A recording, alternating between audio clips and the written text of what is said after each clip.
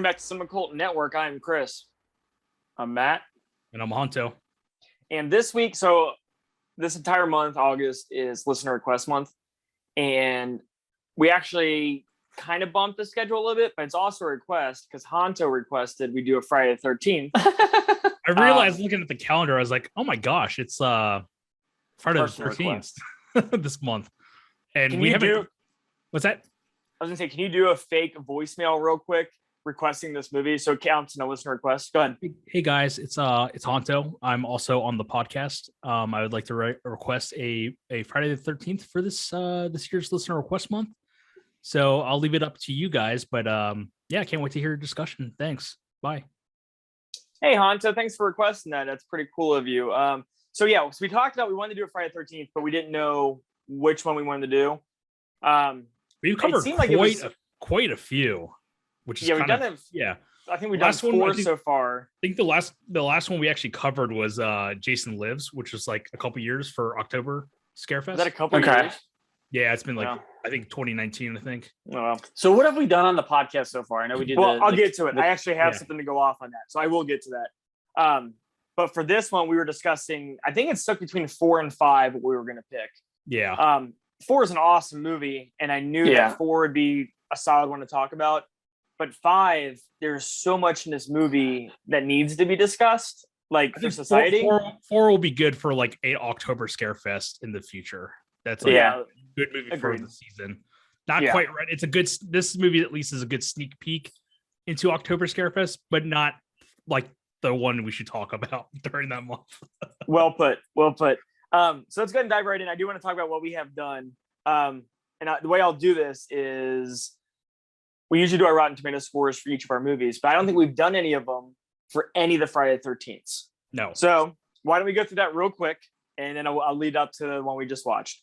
All right. So Jason Takes Manhattan, Rotten Tomatoes. What does it have, Honto? 45%. Okay, Matt. Oh wow, that's high, dude. I'm gonna go with a 17%. 45%. Oh my god, really? Oh. No. I was like, wow. 8%. Oh wow. Okay. Oh, that's all right. That's really a low. That really like kind of gives me it's like testing like a shot or whatever, a bullet. Yeah. You know, the target range is like, okay, I got it scoped in now. I'm ready to go. Yeah. I can get this. I think Tron 2 has like a 45% Rotten Tomatoes. Really? So it's like in the middle. It's kind of weird. Really? So that's Jason Takes Manhattan. After that, we did Freddy vs. Jason, I think, was in that order. So. That was for Freddy vs. October Scarefest, yeah. Yeah. And Freddy vs. Jason on Rotten Tomatoes. Matt, what do you got? 20%. Honto? 45%. 41%. So Matt wins because he didn't go it over, but you were really close. I'm Honto. getting closer. You're getting. Friday 13th, Part 10, Jason X. Okay. What does it have on Rotten Tomatoes, Honto? 28%. Matt? 17%. 19%. Nice. Jason. That's not. Sorry. I'm just cracking my neck. I'm not like. Nice. I'm like, nice. yay! Friday 13th, Part 6, Rotten Tomatoes, Honto? 47%. Matt? 36. 48%. Well done, Honto. Getting closer. All right. Let's get that bullseye. And then for the final, now that you have like a basis of it, whatever things had, 1985's Friday 13th, Part 5, A New Beginning. We actually did. Hey, real quick, we actually did cover the first movie. Don't forget about that. We covered on a. Oh yeah! Wow, the first movie TV that episode. Just blew my mind. Yeah. Yeah. Okay. Well, so before we go into that, I will pull up the Friday. Actually, still haven't pulled up my phone.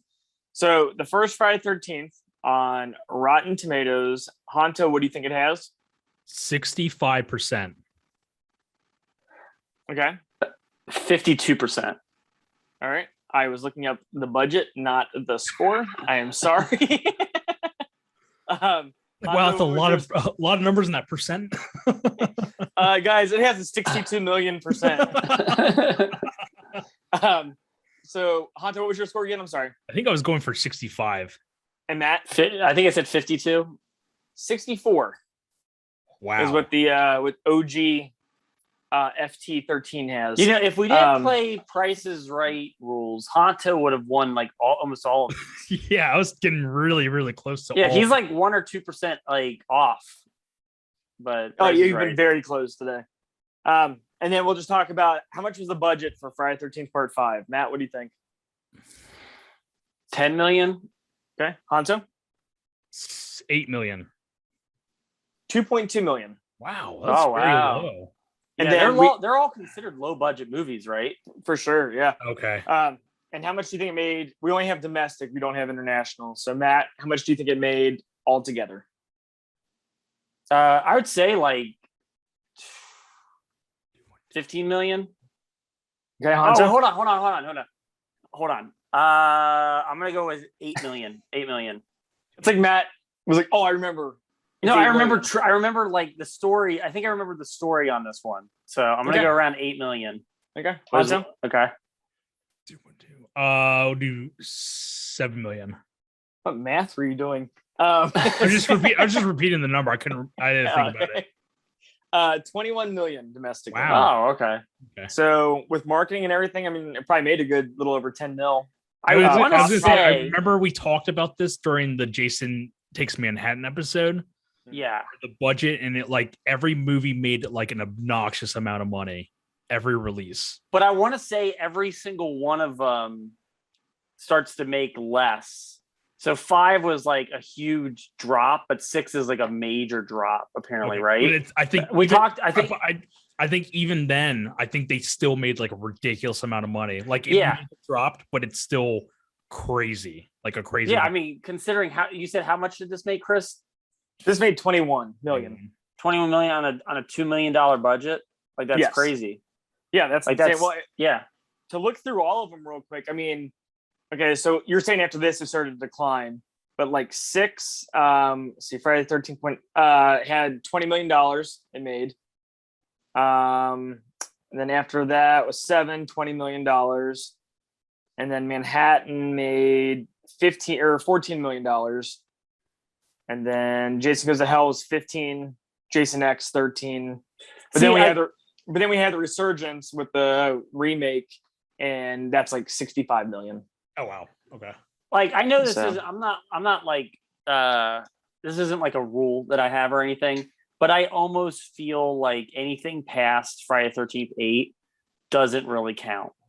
Because it's like outside of the Paramount. Yeah, it's not Paramount owned. And like the core 8 from 1 to Manhattan is like, I feel like those are like Friday the 13th movies. Because they have Friday the 13th in the title. Yeah. And then up until the remake, that's when it's Friday the 13th again.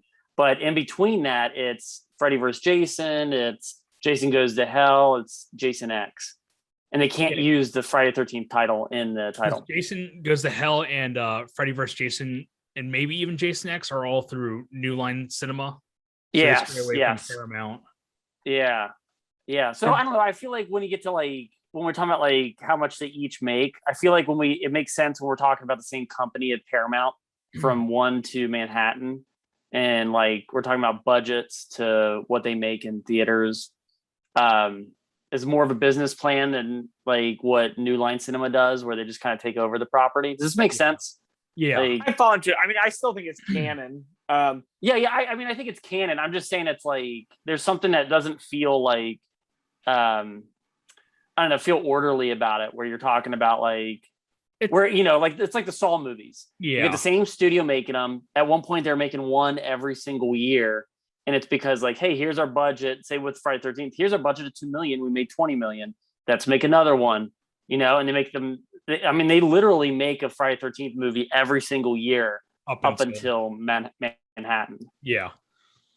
Well, I think you're just saying this more because we get to 90s horror, and it does feel like different movies because we're in the 90s now. Yeah. But I get where you're getting with. Yeah. Okay. Yeah. It's not like I said, it's not like it's a theory of mine or anything like that. It's just kind of like I just kind of look at like 1 to 8 as the core movies, and the other ones are kind of like They're kind of fan fiction-y. I mean, hell, it's weird, but they kind of are. Jason Goes to Hell. He's like not even in the movie. It's like he's only in the beginning for like a couple minutes, and he pauses at the end for like 2 minutes. Yeah, I mean, and then you look at it like Jason X. It's like, well, let's put Jason in space, and it sounds like a fan fiction story. And it's like, well, what if Freddy and Jason met? And it sounds like another kind of fan fiction story. Like the remake from 2008 or 2009 is like the true kind of. I feel like that would be paired with the rest of the movies because not only the name, but it also takes place at the campgrounds. You got him like in there the entire movie. Blah blah. Well, and like in 1 to 8. They literally bookend each other where it's like this happened at the end of 4. So at the beginning of 5, this is what's going to happen, and they keep doing that throughout all the way up till like 8. But on that note, the timeline for this entire franchise does not make any sense. No, we bring this up. I think every do. I just re-listened to our episode on Jason Lives and we talked about it heavily, but go back to that episode if you want to know more about like when these movies take place and how far into the future, because like by Jason Takes Manhattan, I think it's like already in the future. Basically, it's like real quick, 20 or whatever. You guys both have computers in front of you. I'm just like, because I'm working off an iPad. Can one of you two look up what year like this actually takes place in? It was made in 1985, but what year does it take place in? My guess with his age, I would say this is like I'm just say this is supposed to take place in 1992. That'd be my guess. I'll say 1991. That's my guess for. Okay. 1989. Oh, really? Okay. Oh, wow. Tommy Jarvis apparently was born in 1972, and so this guy is basically 17 years old. I will say, I mean, I know we're kind of going into the cast and crew. I feel like he's one of the few people in this movie who's like putting on a performance. And what's weird is I read something or there was an interview or something where he was talking about this movie, and when he when he auditioned for it, hopefully I'm getting the story right. When he auditioned for it, he took the job and everything. And he really liked it, and he like poured his heart out into it. But he didn't know at the time it was a Friday 13th.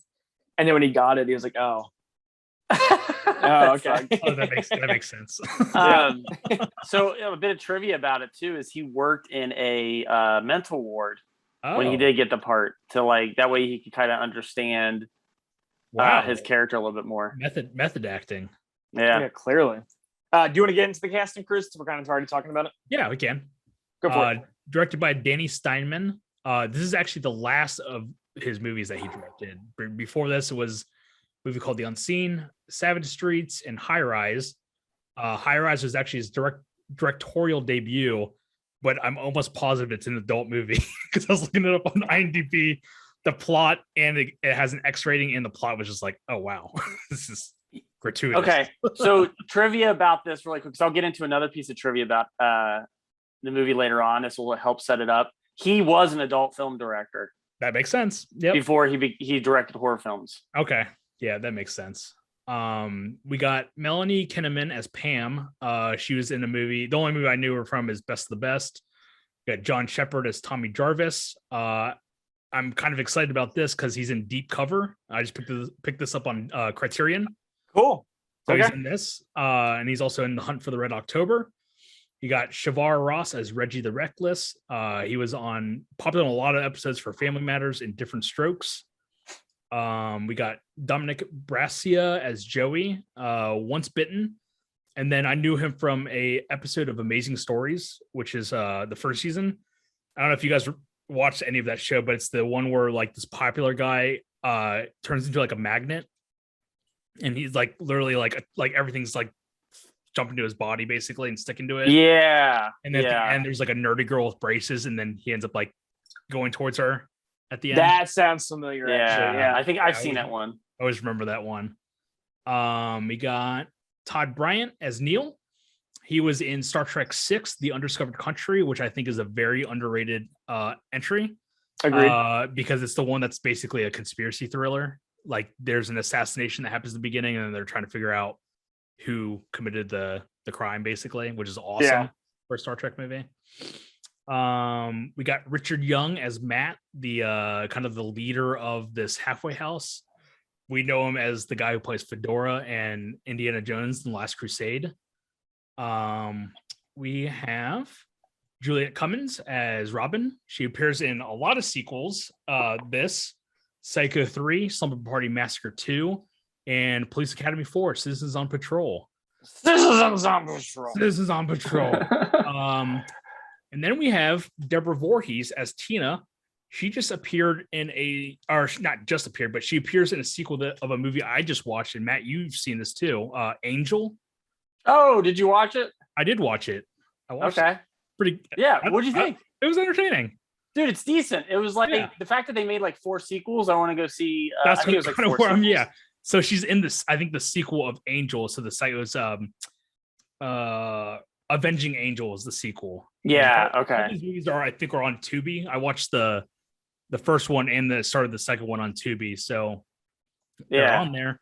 You can see this actress in that. Remind me to talk to you about it later because I wanted to talk to someone about that movie. Okay. And yeah, I thought it was decent. I thought it was like a really cool 80s movie. And then we got Bob DeSimone as Billy. He's like the nurse that delivers Tommy to the halfway house in the beginning. He's actually in Angel 3, the final chapter. And then we have Tiffany Helm as Violet. She's the one that Dan does the robot. And she gets killed. He popped up in The Tall Grass, Stephen King adaptation on Netflix.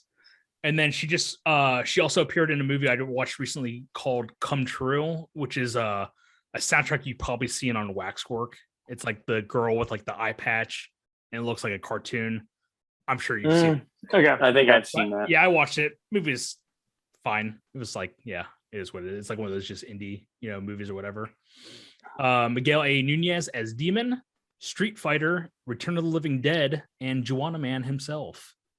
And then finally we have Richard Lineback as deputy. He's like a deputy in this. And then I was just going to go into it, but Richard Lineback popped up in Natural Born Killers with Woody Harrelson. Woody Harrelson popped up in Thin Red Line with George Clooney. George Clooney and Michael Parks appeared in From Dusk Till Dawn. And Michael Parks is in From Dusk Till Dawn 3, The Hangman's Daughter. I didn't know that he was in. Yeah, very well done. I didn't know he was in the third one. Yep. So he pops up in, I feel like all of those movies, Yeah. even if it's not a Quentin Tarantino, Robert Rodriguez, he's probably showing up in it.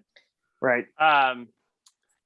So Miguel Nunez. Yeah. And obviously, if I can, I think it's Victor. Okay. Who's the guy with the axe? It's Victor, I right? think it's Victor. Yeah. Mark Venturini. Okay. Yeah. They're both in Return of the Living Dead. Oh, is he the punk, the lead punk? Yep. Yeah.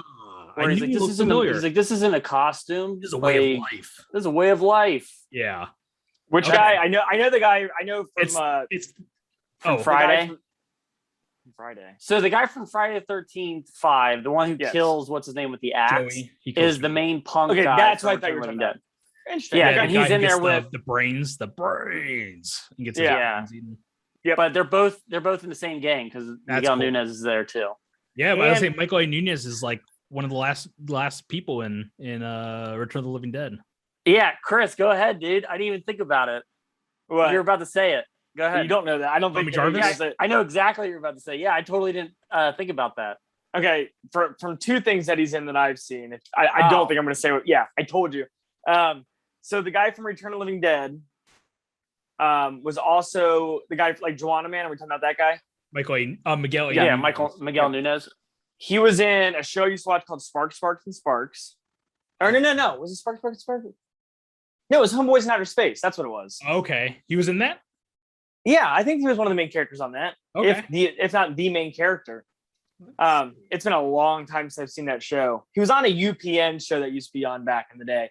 I think it was Homeboys in Outer Space. He's not in Homeboys from Outer Space. Okay, it was Sparks, Sparks, and Sparks, and it starred Uncle Phil and Carlton. We have talked about this on this podcast before. He's in Sparks, the TV series. Yes. Wow. But he's also one of the main characters in Leprechaun 4. I was actually Oh. to bring that up. I So- saw that.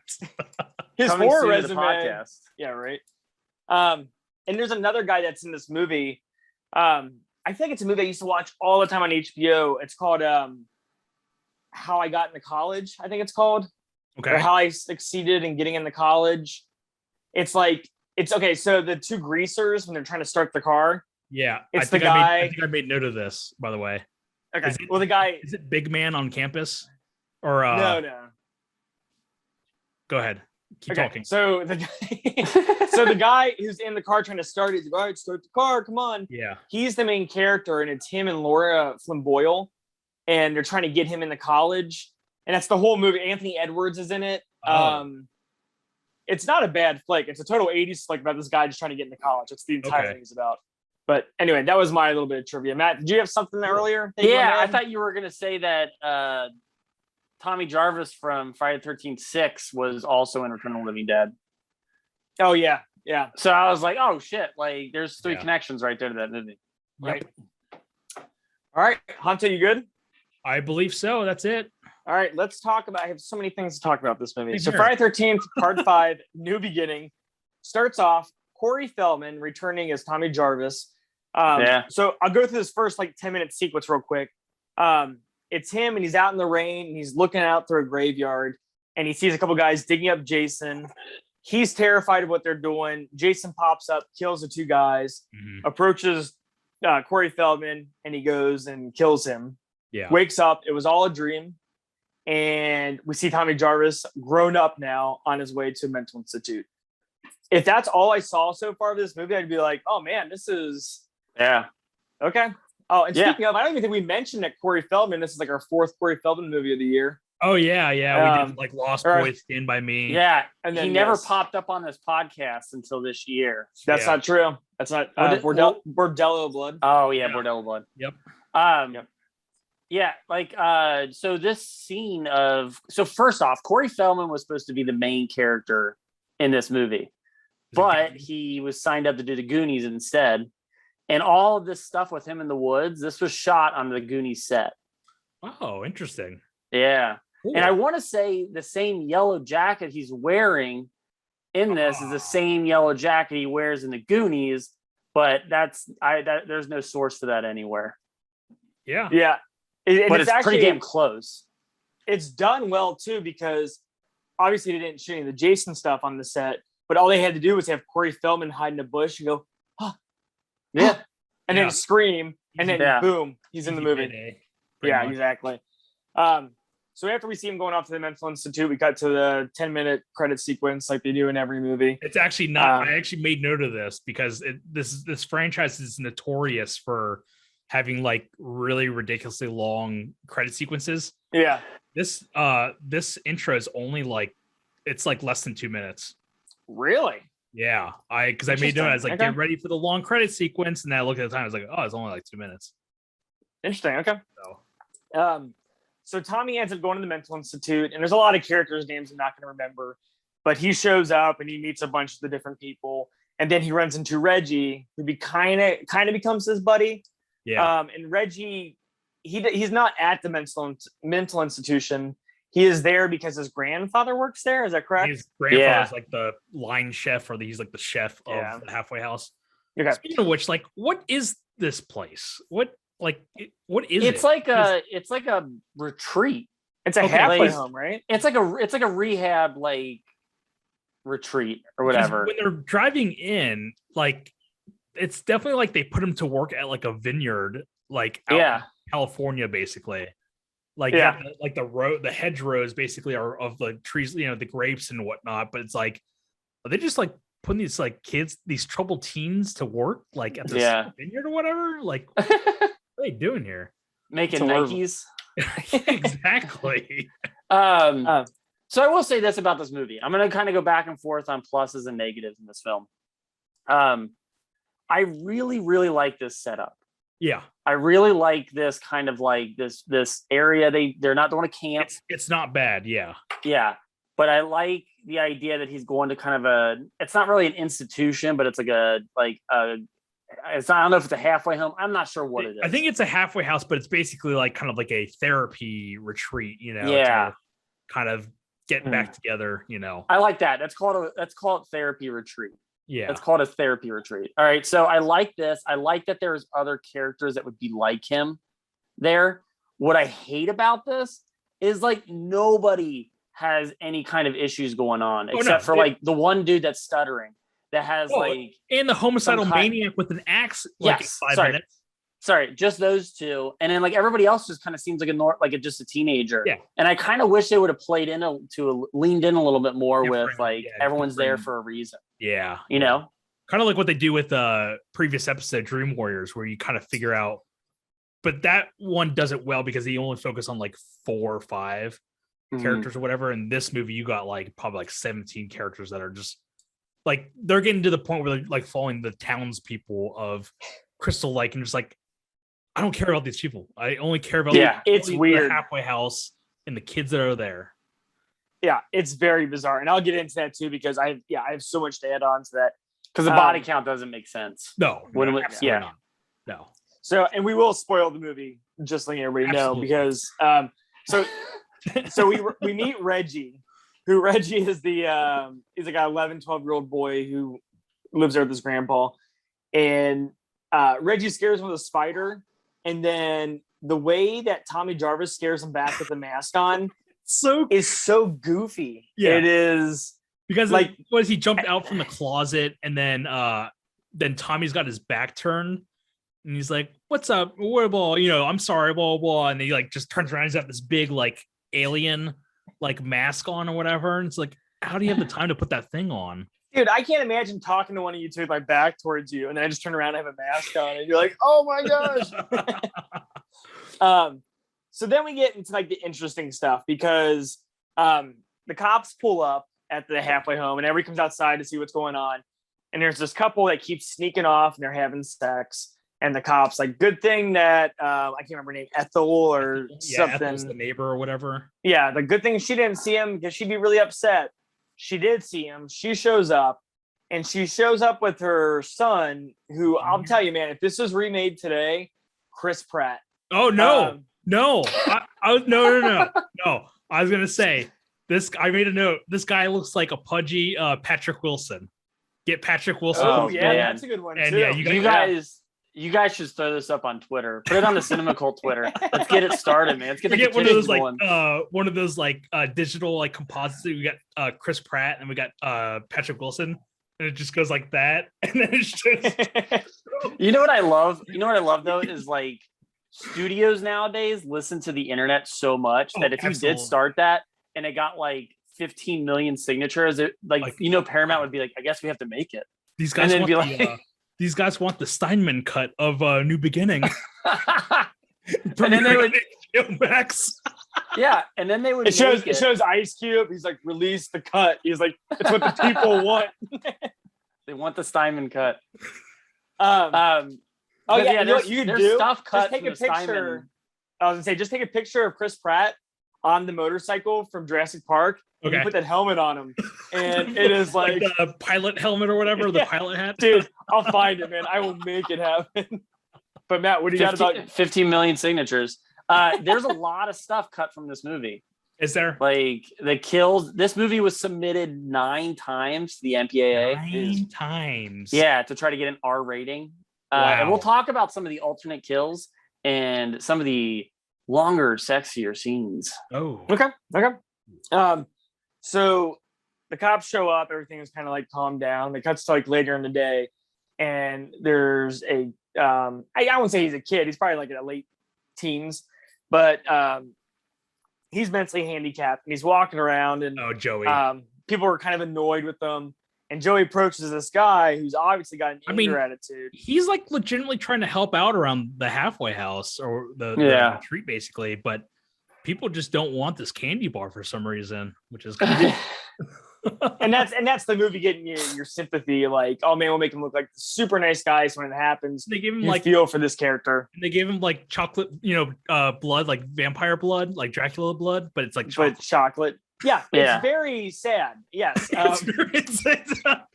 don't know. This is Ricky if he survived the events of Sleepwalking. I thought about Ricky as well. Yes. Yeah.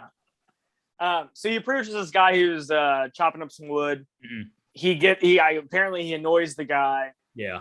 And then it's weird because Joey gets upset with them, and Joey's clearly walking away, but this guy's had it. Like, it's weird. Like the guy was like Joey's gone, you know. Yeah, but what's for some happening? reason, He asks if he needs help with chopping the wood, and the guy clearly says like "F off, dude" or whatever.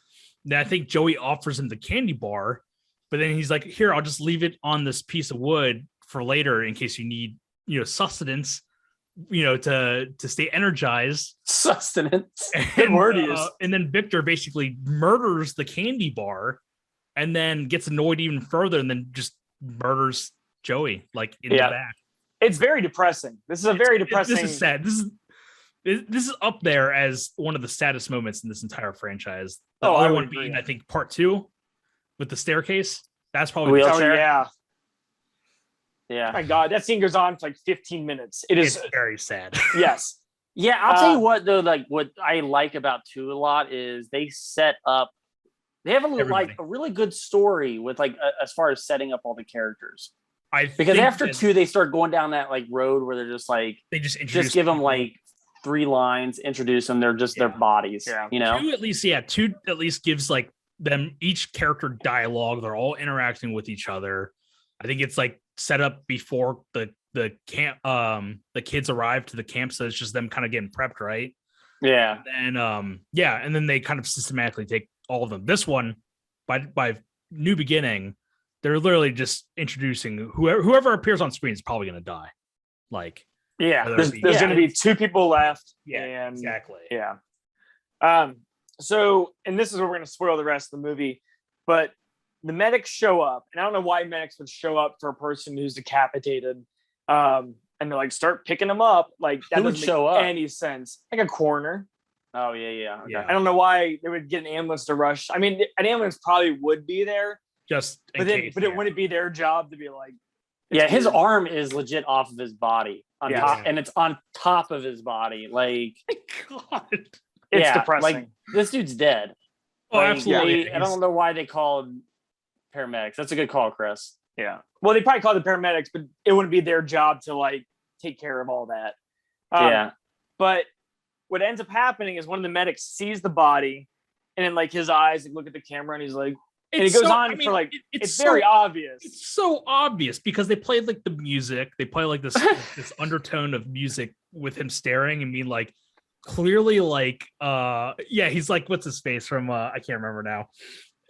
You were doing something just now that reminded me of something, but I should do it again. Like, what's that? Oh, I was thinking Samuel Jackson from Loaded Weapon. Oh yeah. He's got the sheet. He's like, yeah. But they do, everything is pointing towards like, all right, this guy is going to be in this movie more than just this scene. Yes, but you don't think he's going to be the killer because you're not expecting it to be. You're expecting to be Jason. You're not expecting a different. Yeah, but then they keep doing this thing where it's like you only see the hands, because in the other movies you always see some sort of version of Jason, either like his hulking structure, or something. This one you just see hands. You barely see him, yeah. And then you keep cutting to like, say, Tommy, where it's him like looking really like staring off into space. Yeah. Or weird drifter who used to work for shelter or whatever. It's weird. It's weird because they try to set you up. Multiple red herrings, basically. You would think that like watching this, you're like, oh yeah, it's Jason Voorhees. But the way the movie's designed is it sets you up with red herrings that somebody showed us Jason. They showed us Jason in the very beginning of the movie. Just stick with that. That's cool. Yeah, they should have just stuck with that. Jason's back. Yeah, they should have just stuck with that and not done any red herrings. No, because you can't give a red herring if you don't know you're supposed to be looking for who the killer is. You know what I mean? Yeah. Like you can't. Yes. You can't watch this movie and be like, "Ooh, who is it?"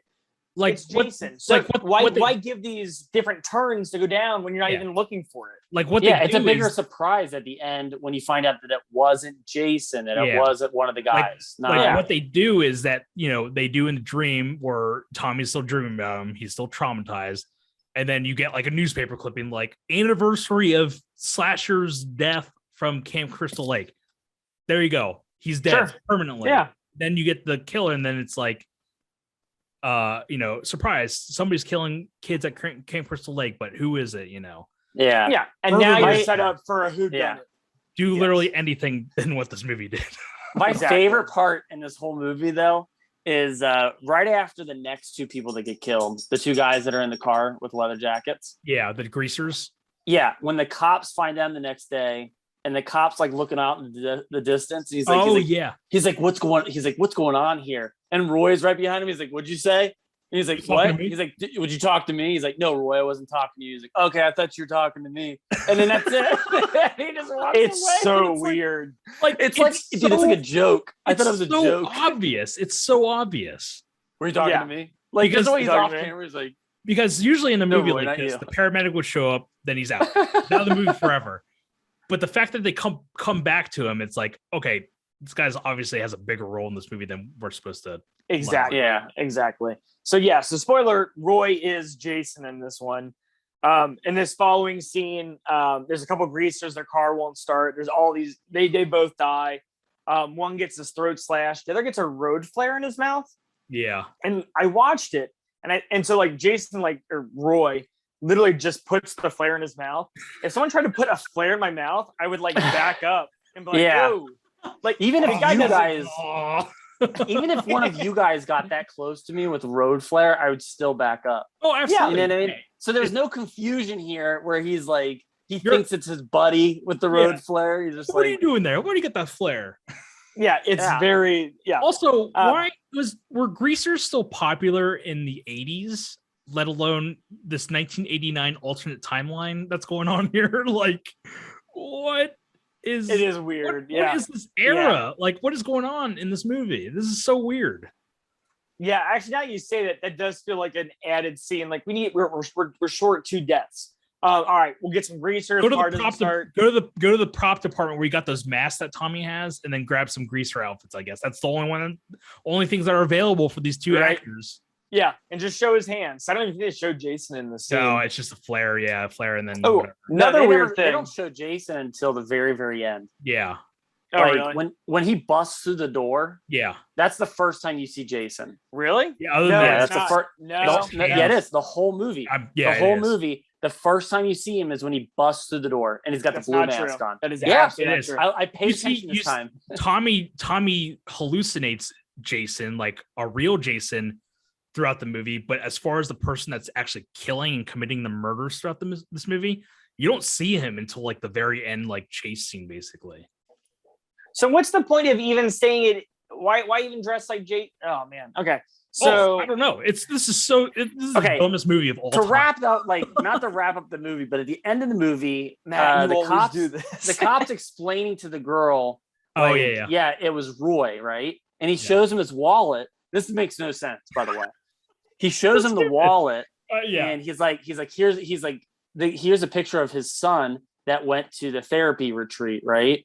And it was like, but the son, like, how does he have a picture of his son when his son doesn't even know he exists? And also, he abandoned him when he was like born. So so how does he have a picture of him? And then the mother died in childbirth and everything. Like, there's no connection here whatsoever. But also, he's got a bunch of clippings of Friday the 13th, like news murders, like newspaper murders, and he's like, they're from past movies in his wallet, which makes no sense because wasn't Roy's motive to kill everybody because his son got killed at the retreat? Yeah, but he didn't kill the person who killed his son.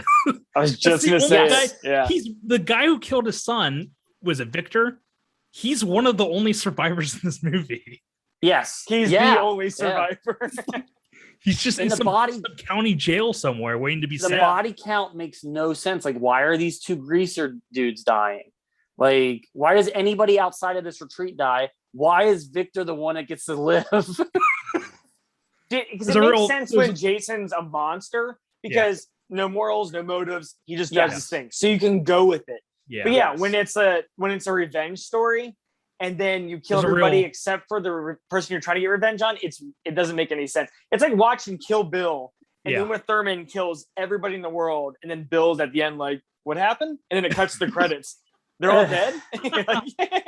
Or like Inigo Montoya from Princess Bride, but he only kills like good guys.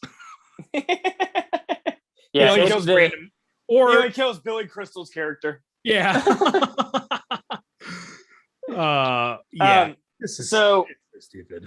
All right. So after all this, the next day we have this breakfast scene. And this feels like an added scene because the grandpa and Reggie are talking, and Reggie's like, "Can I go see my brother?" And then the grandpa's like, maybe. And he's like, "Come here," and he hugs me, kisses him. It's like, "Don't kiss me." He's like, "All right." It's like, "Go get the rest of the people." And he's like, "All right." And he's like, "Guys, breakfast." And then that's the grandpa. I was like, "I could have done that." And it keeps cutting to this grandpa, like they're building up this relationship. Yeah. It's a very weird, like, added scene of like this. Like, it's weird because it like makes no sense. He's like, "Can I go see my brother?" And he's like, "Maybe." And you're like, "What do you mean maybe? Isn't that like a for sure yes?" He's his brother. Like, right? Does the grandpa survive in this movie? No. Oh, he dies. He gets thrown through the window at the end with the who's the main girl in this? Pam, I think. What's her name? Pam. Hold on, I got it right here. Melanie Kinnaman. Pam is what's the character name? Pam. Yeah, Pam. Pam or Pan? Pam. What's your point? Pam, when she's running through the house at the end, his body gets thrown through the window and his eyes are gouged out. So him and Matt are two characters that get killed off screen. He gets like a railroad spike through his head. It's so lame. Yeah. And what's probably my favorite scene of this movie, Tommy shows up to breakfast, and then one of the other kids shows up, scares Tommy. Yeah. And then he starts poking Tommy in the chest. He's like, "What's wrong, Chief?" He's like, "What, can't take a joke, Chief?" And he keeps like pushing him and poking him. And Tommy like picks this dude up and flips him onto a table. Body slams him through this. It is hysterical. It is so ridiculous. There's this scene, and then later on when Junior approaches Tommy, he's like, "Oh, you're the Tommy from the loony bin. You're crazy." And then Tommy proceeds to do kung fu and beat him up for several minutes, and it's hilarious. He kicks his ass, and he's like a good fighter too. I would say I've never seen an ass kicking like this. Like, this is like up there with like Jackie Chan. You know, I wrote down Tommy Roadhouse. Yeah. But my name is Tommy Roadhouse. It's on his mask. Shit. But what's disappointing is that he does all this impressive wrestling moves in karate. Yeah. And then he gets his ass whooped by Jason or Roy or later on in the movie. Like, yeah. Well, he gets really scared. In his defense, I agree with this because this is true. Like, I would love to have seen him just kick Jason's ass. Dude, it'd been awesome. It'd been an awesome ending. And they don't deliver. But he thinks that Jason's not real. Yeah. That's why he gets so close to him, because he thinks he's not real. He thinks he's like a figment of his imagination. Yeah. But still, he should still like be able to ass kick afterwards. But I figure like he trained this hard for 17 years or whatever, or how many years after the last movie, for a situation like this, in case Jason did come back to life. Yeah. And all that training gone to waste because he's not even really in this movie anyway. Yeah. He disappears like 3/4 of the way, and it's just the Pam and Reggie the Reckless movie for like the last bit of the movie. Yeah. He's totally gone. It's like a half an hour. So at this point in the movie, the like loner shows up at the loner. At the loner. The drifter. The loner. We're doing a Mask reference. Yeah. Loner. Yeah, there you go. Yeah. Eric Stoltz. Wait, what? Eric Stoltz, the Mask. This guy? Oh, that's Mask. That's just Mask. Oh, my bad. So this guy shows up to like, so you have like Ethel and her son, and they live on like a farm, I guess. And I think, is he mentally handicapped as well? I think so. Chris, I don't know if anybody's mentally handicapped in this movie. I think Jason. I think I don't. I know she's talking about the son, Ethel's son. I don't think he's mentally handicapped. Oh, okay. For some reason I thought so, maybe because they had, like, I don't know, whatever. Riding his dirt bike around. I want to say though, the whole like they're setting these two people up like because there's these two characters are so like anti-crazy about like they're like, oh, the nut house, like those people are all gonna die or whatever, right? Yeah. But they're actually the crazy ones, you know? Yeah. Yeah. Well, and I won't get too much into them because I mean, I don't mind them in this movie, but man, that one scene where she's cutting those duck heads and she's just screaming, like, what's the point of that? That is like so unnecessary. This other red herring, aka Drifter, It's just another death for the death toll or whatever this movie. Well, he shows up. He shows up and he's like, I haven't had anything to eat, blah blah blah. And she's like, well, if you clean up the chicken coop, blah blah, I'll feed you. And the way he looks at her and like stares, I was waiting for him to say "as you wish." Yeah, and like, farm boy, clean up this chicken poo.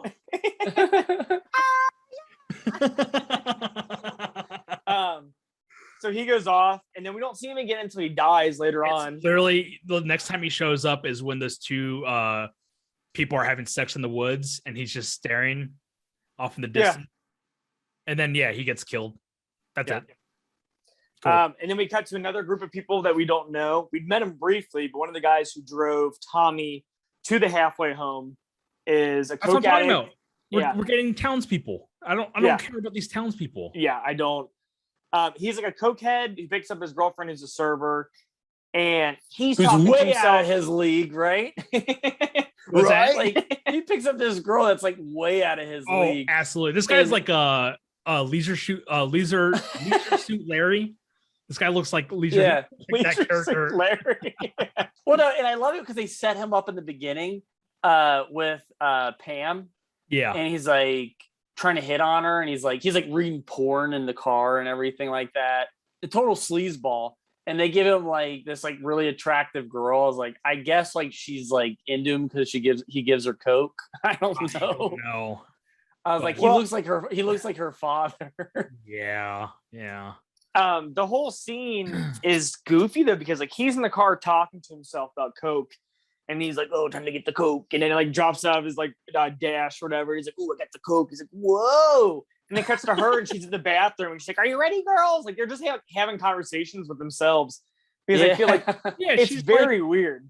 Dude, cocaine's a hell of a drug. Yeah, I don't know. So they both end up dying. He gets an axe to the back of the head, and she gets an axe to the stomach. Then we move on to the next couple that's going to die, and it's the kids from earlier in the movie. They sneak off to have sex in the woods again. Yeah. Which this movie does feel like an X-rated movie at times. Like it is. Oh yeah. It feels like a Grindhouse film with a Friday the 13th banner. Yeah. So something missing from the edit here is a 3-minute long sex scene that was cut from the movie. No way. It's this guy's specialty. Yeah, and then I also read that this girl who has sex in this scene, she actually became a teacher.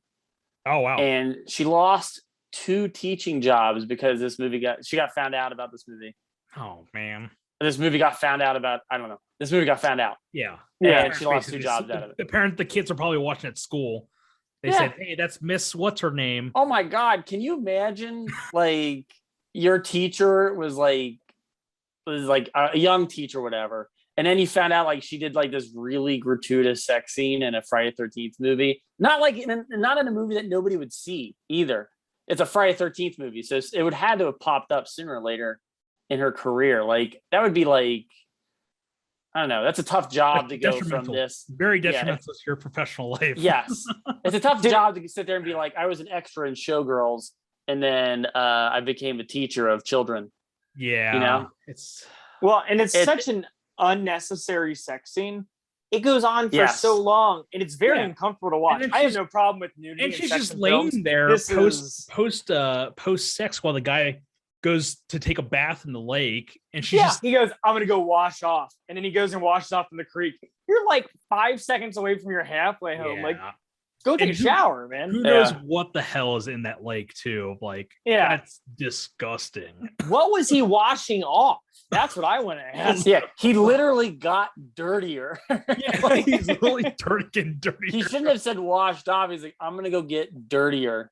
I'm gonna go skip some stones real quick. Yeah. And how many characters in this movie go off to take shits?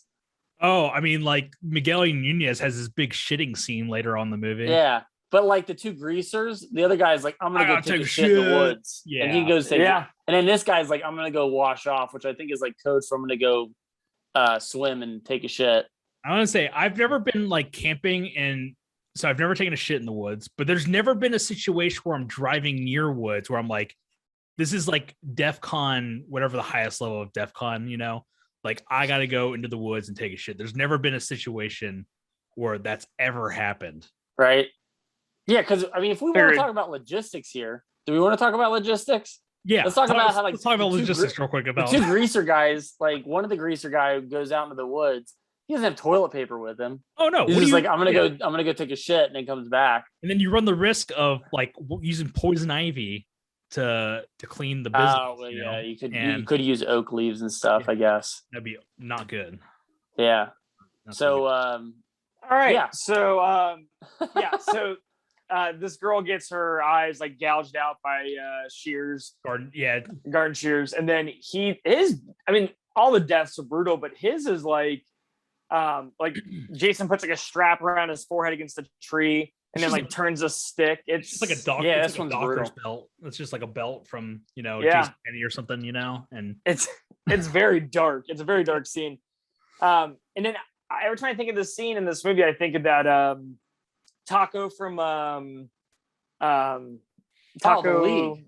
The League, yes. Yeah, he does that. Do you remember his band? Chicano Batman, right? Yeah. I have no idea what this is. You've never seen this video? So there's a music video that he does with his band, and it's about the first time he watched this movie. And this whole scene is recreated in the music video. Do you remember that at all?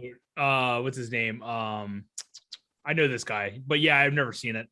Oh, check it out after this. It's a really cool video. But now, what was the band name again? I think it's Chicano Batman. Yeah, and it's Taco from the League. And I can't remember the name of the song, but it's about Friday the 13th. It's a pretty cool music video. Cool. The song is about Friday the 13th too. It's the exact same. It's actually a really well composed song. But after this, we meet Reggie and his brother, which was who plays Reggie's brother? Miguel Nunez.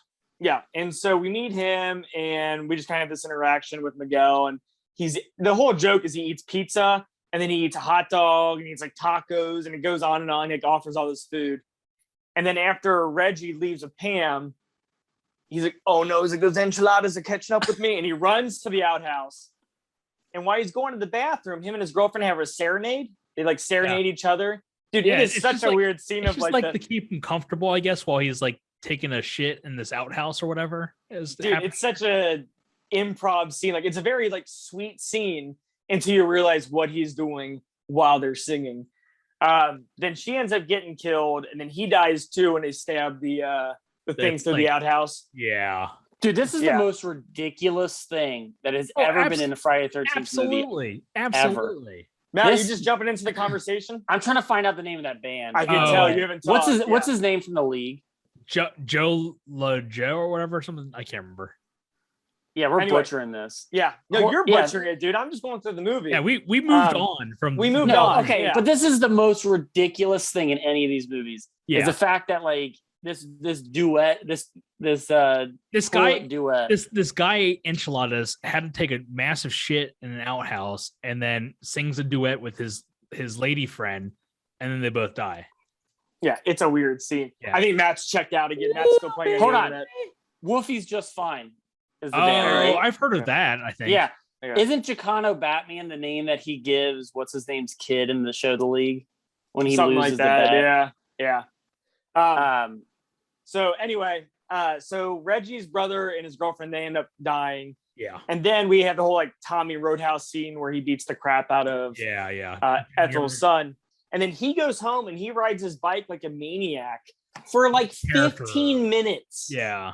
It's just him doing circles. I think he says that his mom's going to use the butcher knife to like chop his head off or something like that. And yeah, he's just yelling a lot. It's really loud. And then and then all of a sudden there's a machete. He gets decapitated. Yeah. Why these two characters are dying in this movie once again? It's like, what is this? Why do we even care about these townies? Yeah. I don't care. But then she gets killed very oddly, like through the kitchen window. Yeah. I think it's a butcher knife or whatever through the window, and then her head falls into the stew that she's making. And then I guess she's holding produce in her hand while she gets killed, and it's a watermelon, and she's like, the watermelon explodes in her hand. Two cantaloupes. No, it's that chair. It's that chair from LA Confidential.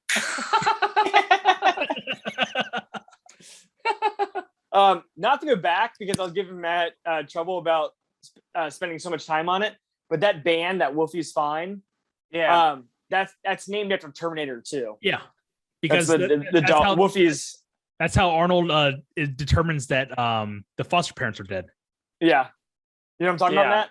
Yeah. Okay, and that's because Chicano Batman's another band name, by the way. I was wrong on that, but I want to say that was the name. I got that mixed up because on the show The League, they lose it. One of them loses a bet right before they're about to have a kid, and if they lose a bet, they have to name their kid whatever Taco comes up with, and I think it's something Batman, something like Chicano Batman. Yeah, I can't remember. But then we got to another couple. This movie's so formulaic, where it's like, here's a couple people dead, two peoples, two peoples, dead, two peoples, two persons.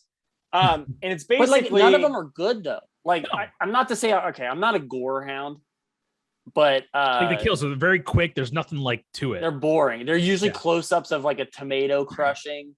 Or like somebody's like forehead, and it's like I feel like they amped it. I feel like they amped it up for Jason Lives because you got like I think the head through the RV, and it's like the imprint or whatever, like Then you got like the the back bend when he bends what's her name's dad backwards. Yeah, you got like the triple decapitation, I think. So like they really amped it up because I think the movie deaths in this entry are so lame. Well, they're just but it's like I don't need.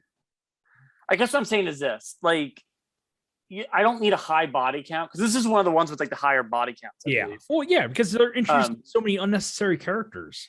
Yeah, but like they're not. Their deaths aren't interesting. The scenes leading up to them aren't interesting. So it's like, you know what? Just give me interesting characters, and then like give me, I guess, interesting. I don't want to say interesting deaths, but like something more visual that's not like crushing a tomato or you know what I mean? Like surprisingly, I think the person that gets it the worst is what's his name in the bathroom when he with the end.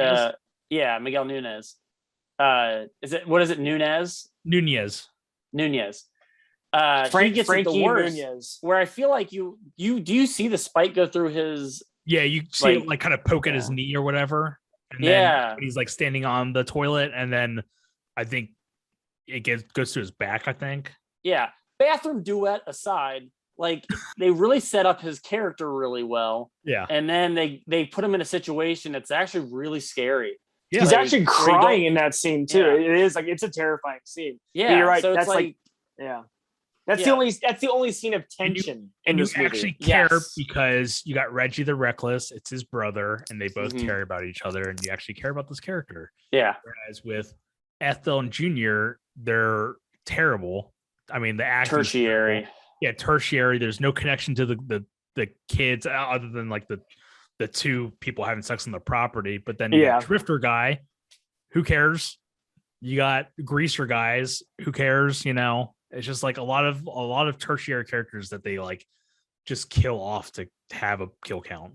Would you say that Friday the 13th had a slogan, like if it was a TV station, it would say Friday 13th, unnecessary characters welcome? Do you think that would be there? Yeah, that's excellent. That's absolutely correct. Wow, that's on the money. And then you got like what we were talking about the other day with like the in the corner where it's join us for the next new beginning. Yeah, some unnecessary detective show where the guy's like he's like, why am I in this movie? And then just walks away. I would love that T-shirt. Friday the 13th, unnecessary characters welcome. That's awesome. It's actually pretty good. I'm proud of that. Yeah, that's pretty awesome. So we got to this other couple. It's this redhead and John Cryer, and basically, John Cryer. And they're both sitting down watching TV, and he like confesses he has a thing for her. She laughs in his face for some random reason. And he goes upstairs. He's crying too, I think. Yeah, he's crying when he gets upstairs. He ends up getting killed. And then as she goes to bed, actually her scene's pretty creepy because she goes and gets in bed and she rolls over. And when she rolls over, she sees him with like the indent across his face from the cleaver. Yeah. And the lightning strikes at the same time. It's a cool looking scene. It's very reminiscent of the first Friday the 13th when like the goofball in the top bunk and the lightning flashes and you see him. Yeah. And then they cut to Violet. Yeah, we have the girl who's doing her electronic dance. Her robot. Yeah.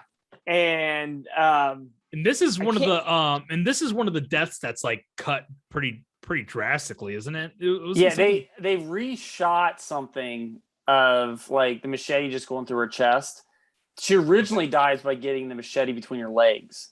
Oh, yeah. So if you look up her character on the internet, you'll find a behind the scenes still of her just sitting on a chair, and there's like blood all over her crotch. Oh, yeah. So it's that's pretty how she brutal. originally. Yeah, that's how she originally got it. But I want to say another girl character in part 2 got killed the same way. They don't show you're it, right. Yes, but they just show the knife like that. It was the the knife girl goes up that like was, this, and the girl that's kind of dating the wheelchair guy. Yeah. And yes. the guy who's in the wheelchair. Yes. Man, there's so unnecessary characters that you only know them by like a stuttering guy. It's like it's all like the traits basically. Yeah. But it's all like it's weird when you have that set of movies where you don't like that guy because I remember him. He was the dashing hero in this. Like no, he has a stutter. That's his character. But you know what I'll say though is that like that's where I think I don't like about 4. 4's got a bunch of just neutral characters where they have no traits whatsoever. Yeah. And every time I watch that movie, I forget these people are in this movie. 3's the same way as well, where it's like I don't recall any of the characters, and I'm almost surprised every time I watch it by who survives. Right. Because I didn't realize it. I was like, oh yeah, like because there's how many of the same girl, how many of the same guy, Yeah. So I think they all look similar to each other and everything. Yeah, what 5 tries to do is what like the Nightmare on Elm Street movies do is they start giving each of their characters like a single trait. Yeah. They're like, all right, you're a candy bar dude. Like, you know what I mean? Like you're the saddest character in the movie. Yeah, okay. Okay. But like they start doing that so you can kind of distinguish them a little bit. Like that's the reason why those 2 dudes are wearing leather jackets out in the woods. Oh yeah, that's a good point. Yeah. And I want to say I don't have trivia on this. I remember hearing about it at one point, but I want to say that like that the 2 guys in the woods are like actually gay. Okay. Like they're supposed to be boyfriends, and it's the first time they've introduced like it's how they like kind of snuck gay characters into this movie. Okay. Because like I think they were gonna have backlash if they had gay characters in the movie, so they snuck them in this way. And that's why like they're kind of wearing like the leather get-ups. Yeah. Okay. Yeah. Interesting. Which is kind of stereotypical, but I don't know. Yeah. That's just but they give them those costumes, but regardless of that, they give them those costumes so you'd be like, here we are talking about this movie, and we're like, greasers. Greasers. Stutterer. The 2 greaser dudes. If they were just wearing normal Oxford shirts, it'd be like there'd be no distinction. Yeah, exactly. Maybe preppy. We'd probably call them the preppy. Yeah, preps. So the last like 20 minutes of this movie, or at least this chase scene, it's very just. This is way too long. So basically, all you have left is Pam and Reggie get chased by the killer for like 15 minutes. They find all these dead bodies. Yeah. Roy apparently killed his medic partner for no reason. And then we get to the farm. And at this point, you're supposed to be kind of thinking, like, is it Tommy who's killing everybody? Right. But then Tommy shows up too. Sorry. Yeah. He hasn't been in. Yeah. So Tommy shows up. And it's a cool, like, that's cool to set, like we said earlier, it's cool to set it up that he's the killer. Yeah. But, like, are we supposed, like, if we're watching this for the first time, are we supposed to be thinking that Jason's alive still, or that somebody's pretending to be Jason? Yeah, I see. That's the thing. Yeah. It doesn't.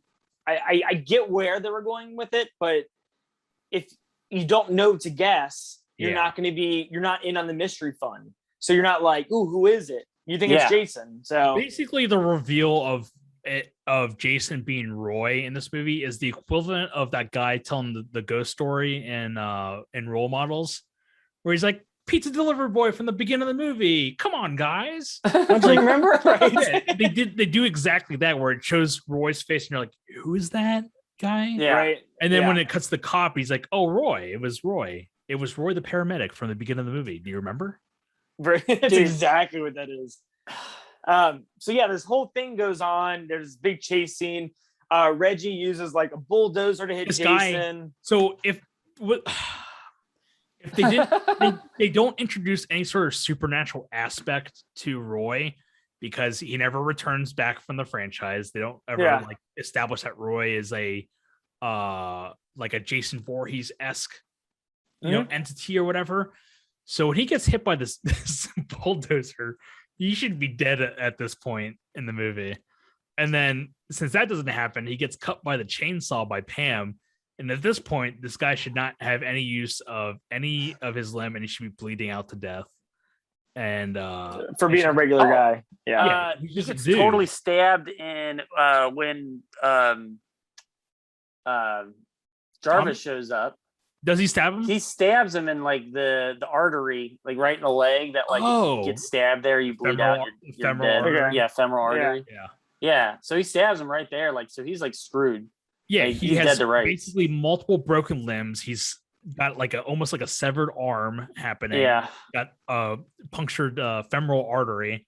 This guy should be like dead within minutes. I wish they would have like honestly with playing Roy as Jason.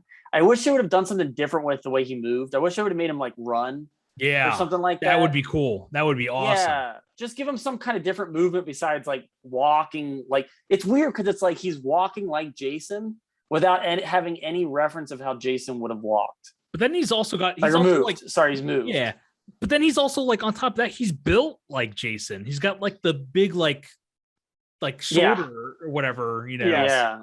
Like no neck Jason is added again. But like, they even make him look like him, like built like him. But we saw him earlier. He's just like a random dude that probably doesn't work out or anything. Yeah, it would have been cool if he would have. It would have been cool if he would have moved faster. Yeah, or like killed in a different way or something like that. That's what I like about that Friday the 13th remake is when they show him running in the beginning at the guy, like the who's in the bear trap. I was like, that's actually a cool twist on these movies. Yeah, I do like that a lot. Yeah, I think the only thing they do differently to show that it's not Jason is it's a blue mask as opposed to the red mask. They show red every time it's a hallucination, but when it's at this last part, it's all the blue, and I think there's like a slight pattern redesign. I think. Well, which doesn't make any sense because the poster for the movie, if you can see here, it's neither of the masks. Am I getting a glare? Yeah. So it is not even close to the mask that there's no mask like this. This is like a legit hockey mask. Yeah. It looks like a laundry basket. Hey, real quick. Do you have the cover of the Blu-ray that you let me borrow? Because it's like, is that Roy? This looks like a 15-year-old kid with a bowl cut. I think it's supposed to be Corey Feldman, but I'm not exactly sure who it is. But for listeners, Corey Feldman's wearing a rain jacket in the beginning. I don't know what it's supposed to be. I don't know who that character is supposed to be.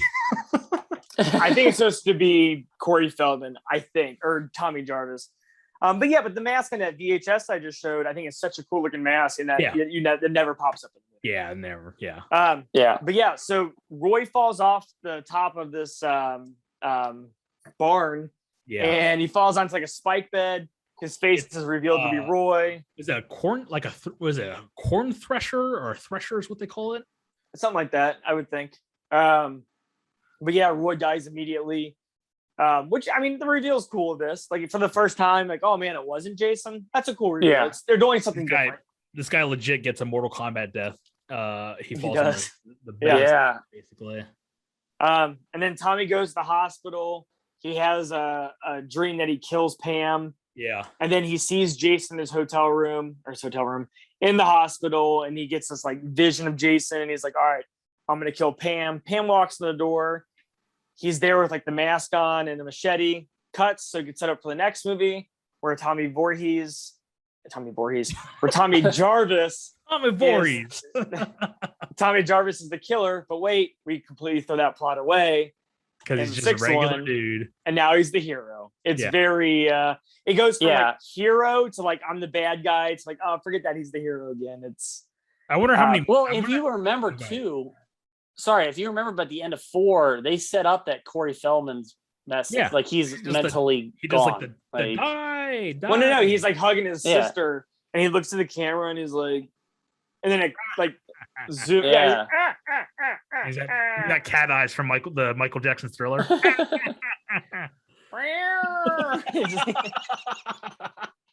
None of this makes any sense. So that is Friday 13th Part 5, A New Beginning from 1985. So on Rotten Tomatoes, it has a whopping 19%. Matt, I'm going to start off with you. Give me your percentage and why you chose that percentage. I would give it about like a 40%. Really? 34%? Yeah, I would say about 35%. I'll give it a 35%. 35%. Okay. Because I'm trying to think of because I do star ratings, right? I want to give it 2 stars out of 5. Gotcha. Yeah. So quick math, 2 stars out of 5. That's 40%, isn't it? Yeah. Yeah. I give it about a 40% then. Because I think there are good things in this movie. I think there was at a certain point there was an attempt to, I'm sure early drafts to make something really good, and then it kind of then they made something super generic instead. Yeah. I wish they would have taken more chances, because at a certain point you have the audience's money when it comes to horror stuff, and they're not going to be. The only way you could piss them off is that when they find out that Jason's not actually in the movie, right? But if it was more, if it was constructed better to either send us down a road of which person is pretending to be Jason or is Jason real, then if they could figure that early on in the movie, I feel like it'd be more enjoyable to watch. Yeah. But I'm also giving it, I know it's one of my lower tier Friday the 13th movies, but I do not like Jason Goes to Hell or Jason X or Friday the 13th 8. Those are lower, I think, than this one. I would say Manhattan for me might be better than this movie. Yeah, watch it again, dude. Manhattan pisses me off.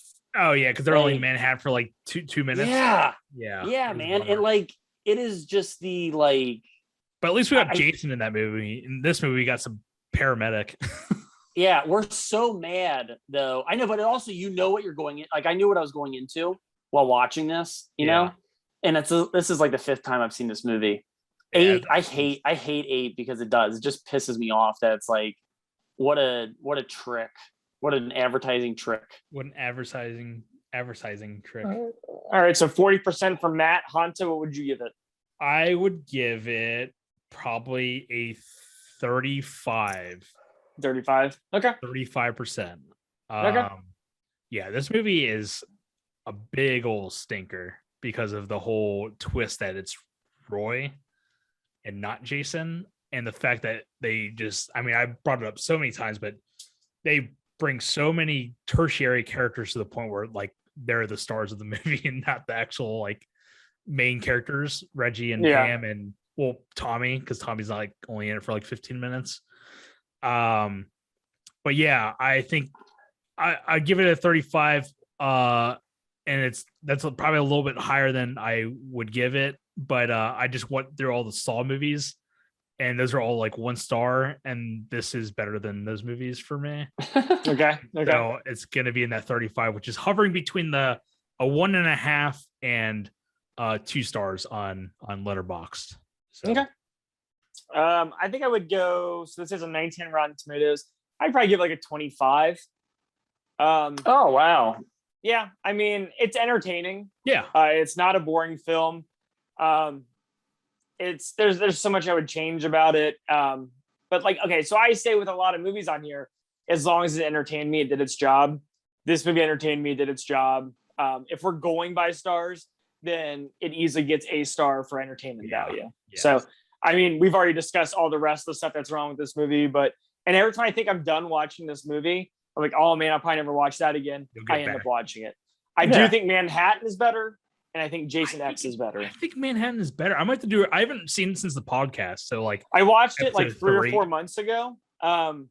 It's fine. I don't think it's amazing. Okay, but Manhattan doesn't suck. It doesn't suck. It's just Matt, you just found this whole shtick about it. No. It boils my blood, and I get upset. No, yeah. It makes Listen to my words. Listen to my words. Blood. doesn't suck. It just pisses me off. Yeah. If it wasn't called Manhattan, yeah, I could enjoy the movie and be surprised that they go to Manhattan at the end. But the fact that it's called Manhattan and he is just not going like ape shit across the 5 boroughs of New York. Then we talked about it in the podcast, but like him going down to New York and like doing what he does in Freddy vs. Jason, where he's just like swiping at every random stranger on the street, killing people left and right. And the fact that it's very clearly not Manhattan, but I think Toronto, I think is where they filmed it. Yeah. It's like very clearly not New York they're in. I think after rewatching it, 8 actually looks good. I got that Blu-ray box set, and we watched on a really nice TV, and actually it's a good looking movie for the most part. I think one last thing, Manhattan is better than this movie only because Julius boxes Jason at the end. He puts up a fight, and I like that. I do like that. That Is too. cool. That is and cool. it's got that song. Oh yeah, the song's awesome. You're doing your Jack Black version of really. So Haunted, thank you for that request. Hey, no problem. We are officially halfway through the Friday the 13th series. We have 6 more left to do, and we will have completed the entire series. So we are at 50%. Thank you for requesting. I am glad we did one for Friday 13th because it has been a little while since we've done one. But we will continue on with Listener Request Month, as our next movie is Snatch, the Guy Ritchie film from, what'd you say, 2001? Looking forward to watching that. I've seen half of it. That's about all on that. So we'll go ahead and watch that movie and talk about it. If you have any requests for any future months, we are doing it September. We're doing Back to School Month. Help me out here. October is Stephen King Month, October Scarefest. November will be James Bond month, and I imagine we're going to cover the new Ghostbusters. Yeah. When does that come out? November. Yeah. Okay. So, and then December we'll probably do some holiday films, and that's the end of the year. So, if you do have any requests, hit us up on Facebook, or you can email us at cinemacult.podcast@gmail.com.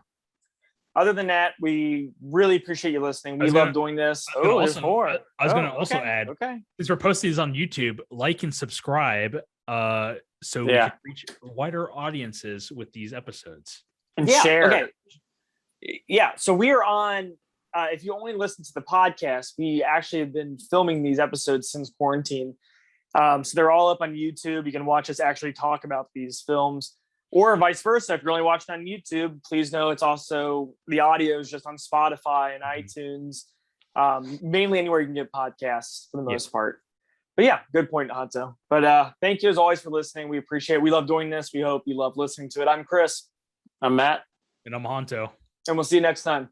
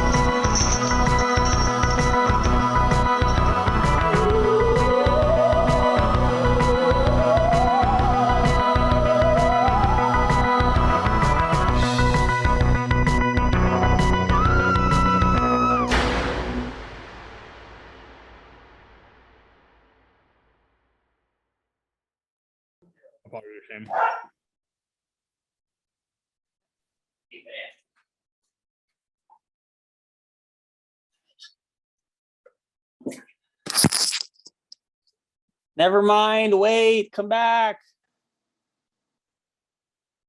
Where did you guys go? Oh man. Well, now I'm just here talking to myself.